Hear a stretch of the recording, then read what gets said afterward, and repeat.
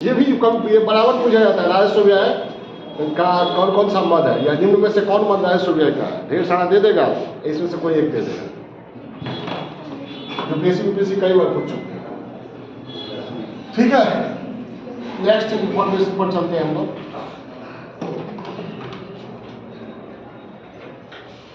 Ursula von der लेवन, Ursula von der नाम सुना इनका है? ये कहाँ की है? उर्सुला वॉन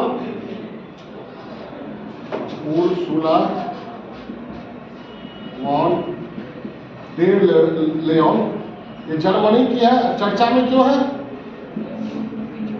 दूसरी बार यूरोपीय आयोग की अध्यक्ष निर्वाचित हुई है।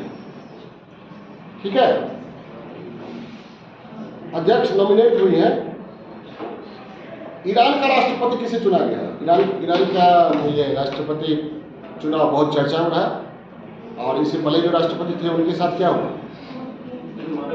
दुर्घटना में हताहत हुए। तो नए राष्ट्रपति कौन बने हैं? मसूद पेजेस्कियान, याद रखिएगा, बहुत इंपॉर्टेंट। मसूद पेजेस्कियान, मसूद पेजेस्कियान।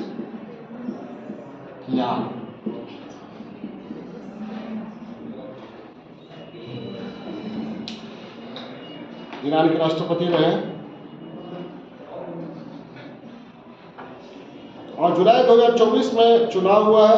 और यूनाइटेड किंगडम ब्रिटेन के नए प्रधानमंत्री निर्वाचित हुए। कौन?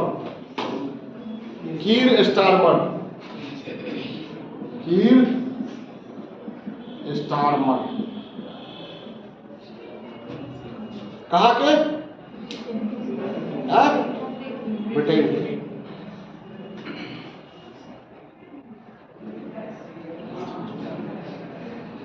नीदरलैंड में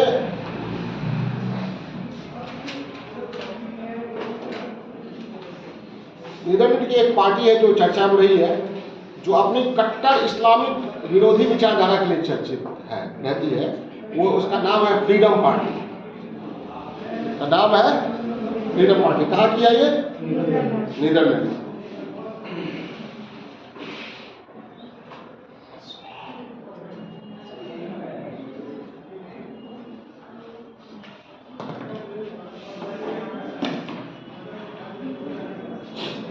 अब नाटो के महासचिव नए बने हैं अक्टूबर 2024 में।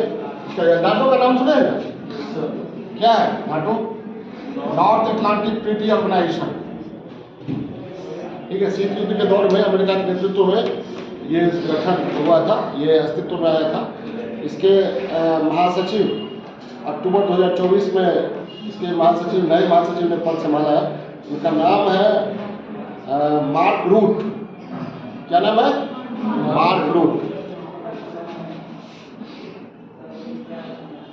Mark Rutte. कभी कभी पिछला के बारे में पूछा जाता है। मार्क रूट ने पदभार संभाला। इसके पहले कौन था? इसके पहले थे जेम्स स्टोल्टेनबर्ग। इसके पहले कौन थे? James Stoltenberg. जेम्स वर्ग याद रखिए। अभी कौन है? Mark root.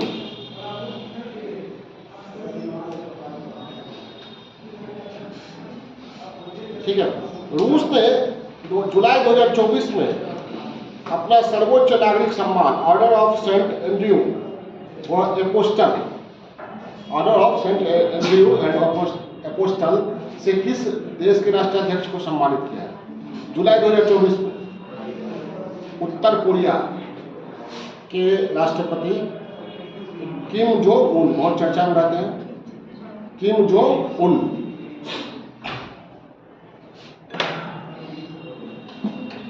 रूस ने अपने सर्वोच्च नागरिक सम्मान से जुलाई 2024 में किसे सम्मानित किया?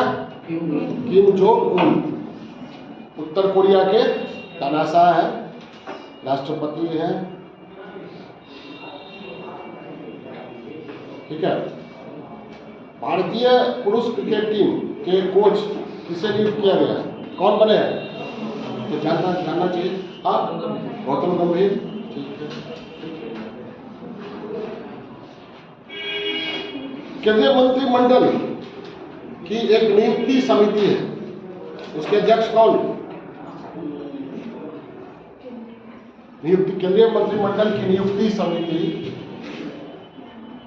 समझते हैं ना, महत्वपूर्ण पदों पर नियुक्ति करने के लिए किसको नियुक्त किया जाए, केंद्रीय मंत्रिमंडल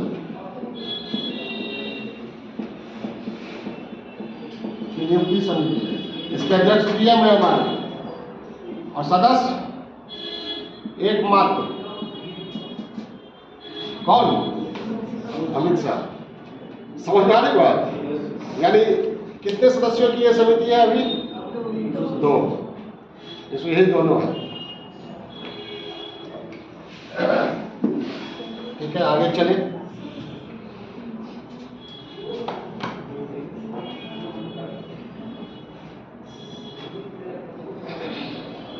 भाग मच्छर भाग अभियान किसके द्वारा लॉन्च किया गया, भाग मच्छर भाग। आप जान लीजिए, भाग मच्छर भाग किसी शहर के नगर निगम द्वारा लॉन्च किया जाएगा, क्या जाएगा।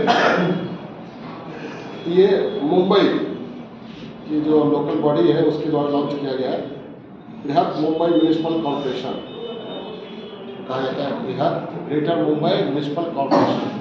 जैसे हमारे यहाँ पटना म्यूनिसिपल कॉर्पोरेशन है ना, उसी तरह उसको कहा जाता है ग्रेटर मुंबई म्यूनिसिपल कॉर्पोरेशन। भाग मच्छर भाग,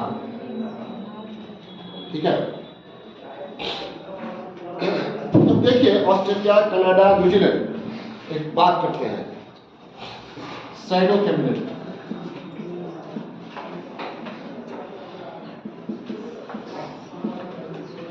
शैडो कैबिनेट सुनिए, ये होता क्या है।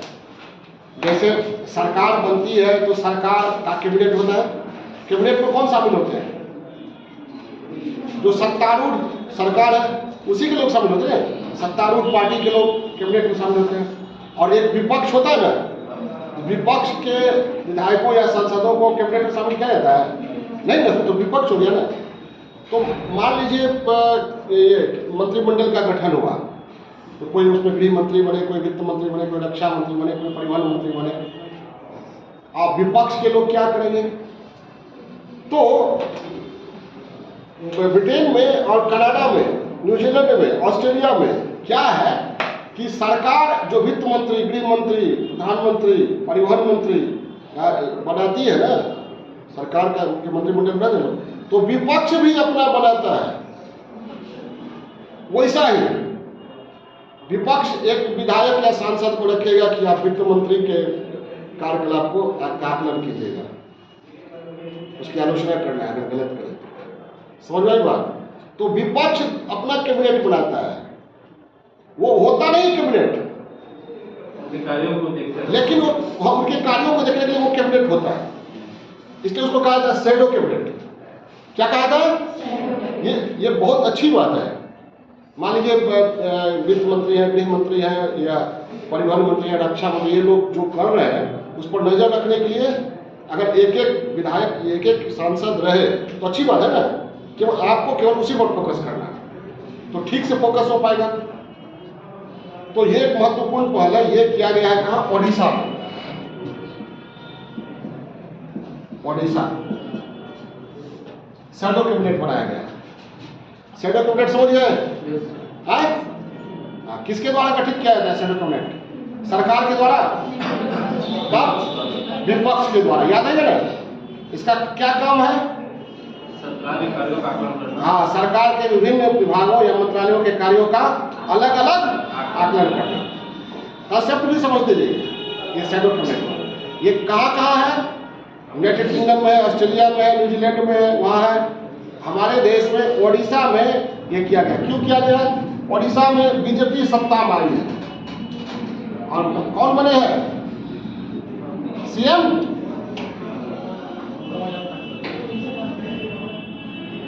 कौन बने सीएम, मोहन चरण मांझी है ना। अच्छा, इसका भी चर्चा करें। तो ये बने, और बहुत दिनों से वहां पर बीजू जनता दल सत्ता में था। बीजू जनता दल पार्टी सत्ता में थी, जिसके हेड थे नवीन पटनायक, बहुत इंटेलेक्चुअल है।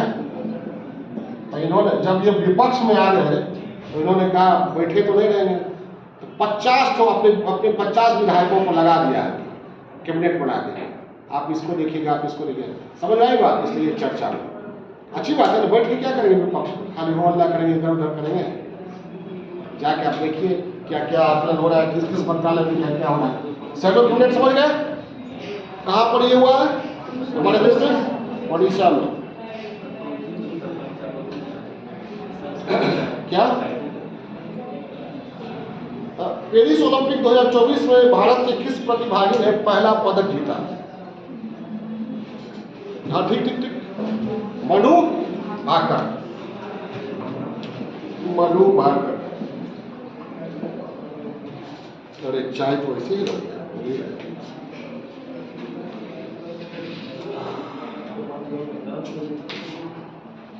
अभी हाल में किस राज्य की विधानसभा ने अपने स्टेट के नाम को चेंज करने का प्रस्ताव पारित किया है? केरल। केरलम रखने के लिए। क्या? केरलम, याद रहे। किस राज्य ने प्रस्ताव रखा है नाम चेंज करने का? केरलम।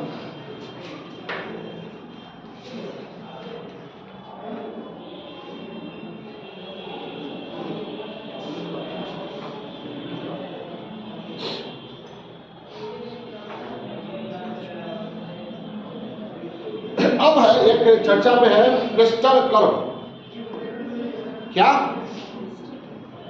प्रेस्टर कर्व, प्रेस्टर वक्र भी कह सकते हैं उसको। प्रेस्टर वक्र, वक्र समझ रहे, ग्राफ और जो आकृति बनती है। एक है scholar Samuel H Prester, Samuel H Prester ने ही ये अवधारणा दी है। उन्होंने ये वक्र को की अवधारणा दी है, जिस जो वक्र बताता है पर कैपिटा इनकम, किसी देश के पर कैपिटा इनकम और उस देश के औसत जीवन प्रत्याशा, औसत जीवन प्रत्याशा के बीच संबंध को दर्शाता है। कौन? प्रेस्टर वक्र। तो पूछा जाएगा प्रेस्टर वक्र क्या है, आसानी से कह दीजिएगा। किसी देश की प्रति व्यक्ति आय और उस देश के औसत जीवन प्रत्याशा के बीच संबंध को दर्शाने वाला कर्व, ग्राफ क्या है? प्रेस्टर कर्व। ठीक है, आगे बढ़े। अभी कभी सोचे हैं कि जो सैटेलाइट हमारे यहाँ अभी लॉन्च किया जाता है, किसी सैटेलाइट को किसी भी सैटेलाइट को लॉन्चर जो होता है, लॉन्चिंग व्हीकल, वो ले जाता है, तो लॉन्चिंग व्हीकल का होता क्या है, फिर वो लौट के आता है। जैसे देखिए, ये सैटेलाइट लॉन्चिंग व्हीकल होता है, मान लीजिए ऐसे रहता है रॉकेट। मेरा हम चित्र बनाना उतना अच्छा नहीं लगता है। ये सैटेलाइट है, ये जब चलता है तो ये टुकड़ा गिरते जाता है, इसमें ईंधन रहता है, गिरते जाता है। ये जो ईंधन यूज होते जाता है, गिरते जाता है, और अंत में ये टुकड़ा गिर जाता है और सैटेलाइट वहीं रह जाता है। यानी ये सैटेलाइट सवारी हुआ, ये क्या हुआ? लॉन्चिंग व्हीकल, ले जाने वाला, लॉन्च करने वाला यान। ये क्या होता है? रास्ते में अपना जान दे के इसको मुकाम तक पहुंचा देता है, लौट के नहीं जाता है। यानी ये ऐसा गाड़ी है जो सवारी को ले जाता है, पीछे अपना अस्तित्व खत्म कर लेता है। तो पिछले कुछ दिनों से हमारी सरकार, हमारा जो संगठन है ISRO, Indian space research organization, वो ऐसा प्रयास कर रही है कि ये खत्म नहीं हो, फिर से आ जाए। इससे क्या होगा? पैसा का बचत होगा ना। ठीक है, तो अभी तक जो हम लोग ले जा रहे हैं लॉन्चिंग व्हीकल, वो क्या है? PSLV, नाम सुने हुए? GSLV, अभी पढ़े SSLV बनाया छोटा के लिए। ये सब क्या है? जाके वो खत्म हो जाता है, समाप्त हो जाता है, लौटता नहीं है। लेकिन अब हम लोग बना रहे रीयूजेबल लॉन्चिंग व्हीकल, जिसको नाम दिए हम लोग पुष्पक। और एक्सपेरिमेंट इस पर हो रहा है, यही हमें बताना था। क्या नाम दिया इसको? पुष्पक। पुष्पक विमान किसके पास था? कुबेर के पास था, रावण के भाई के पास, छीन लिया था रावण। ठीक है, समझ में आई बात? पुष्पक क्या है?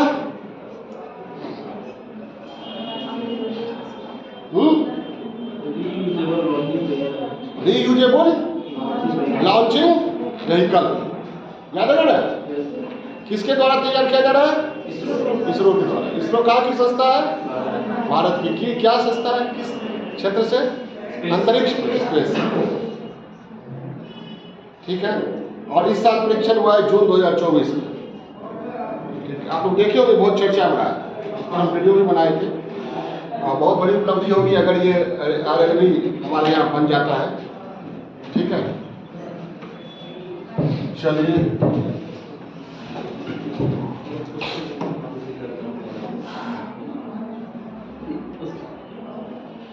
मेघालय सरकार ने ABC लॉन्च किया है। ABC क्या है? Academic bank credit. जैसे मान लीजिए आपने ग्रेजुएशन किया, ग्रेजुएशन में आपने एडमिशन लिया और 1 साल पढ़ा, छोड़ दिया, तो 5 साल के बाद आपको कोई मन हुआ कि ग्रेजुएशन करें, तो फिर से एडमिशन लेना पड़ेगा। ABC में ये सुविधा है कि आप 1 साल पढ़ चुके हैं ना, तो क्रेडिट रहेगा यहाँ। जितना साल बचा उतना ही साल फिर पढ़ना है। समझ आई बात? तो ABC समझ गए? एकेडमिक बैंक क्रेडिट, क्रेडिट में रहेगा, खत्म नहीं होगा। ये नई शिक्षा नीति में ये है academic bank credit.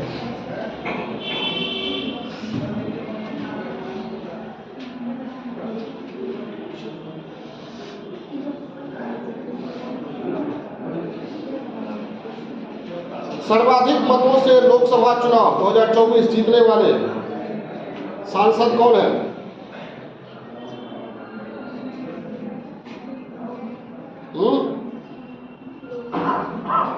Rakibul Hussain. Rakibul Hussain सर्वाधिक मत से चुनाव जीतने वाले, लोकसभा चुनाव जीतने वाले रकीबुल हुसैन। ठीक है,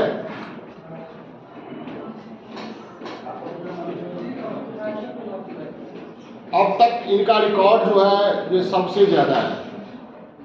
ठीक है, 10.12 लाख वोट से इन्होंने जीता है। इतना वोट से अभी तक इंडिया में जितना भी चुनाव हुआ किसी ने जीता नहीं था, ये याद रखिएगा। 1-2 लाख,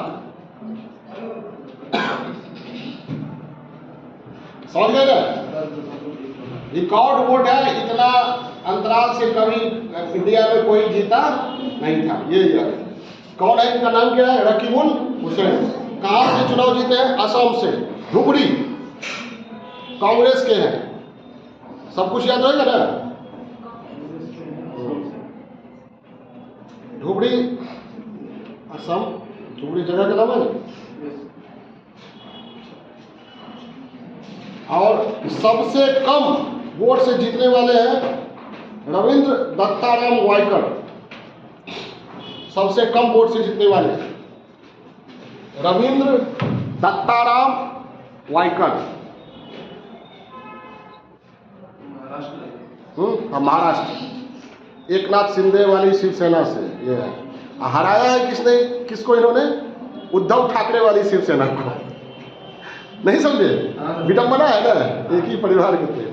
कितने वोट से? मात्र 48 वोट से। ठीक है, अभी हाल में चुनाव हुआ है भारत के अनेक राज्यों में और नए मुख्यमंत्री आए हैं। ठीक है, उसमें मुख्यमंत्रियों के नाम, सिक्किम में कौन बने हैं? प्रेम सिंह तमांग। सिक्किम में प्रेम सिंह तमांग। अरुणाचल प्रदेश में पेमा खांडू। ओडिशा में मोहन माझी। आंध्र प्रदेश में चंद्रबाबू नायडू। ये हाल में बने हैं, नए मुख्यमंत्री हैं, इसलिए जानकारी होनी चाहिए। उड़ीसा में कौन बने हैं? शैडो कैबिनेट कहाँ गठन किया गया है? उड़ीसा।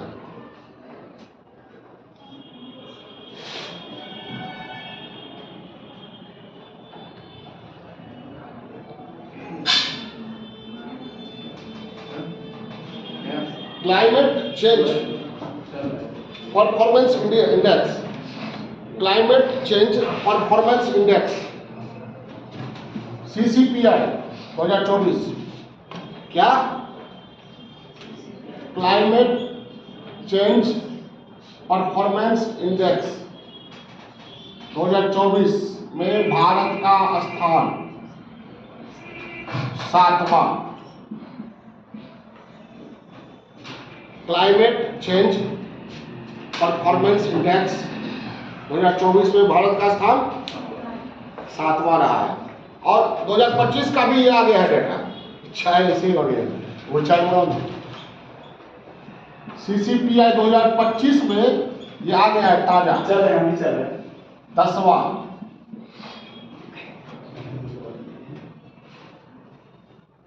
कितना? CCPI 2024 में 7वां, CCPI 2025 में 10वां। और इन्वायरमेंट परफॉर्मेंस इंडेक्स 2024 में भारत की रैंकिंग 176वां। Environment performance index, environment performance index में कितना? 176वां।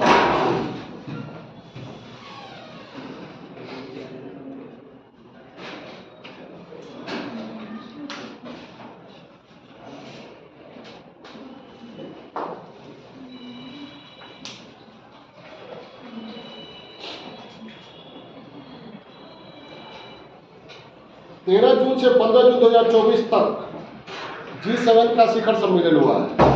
कहाँ हुआ है? ये समझ गए ना? ये क्लाइमेट चेंज परफॉर्मेंस इंडेक्स है और ये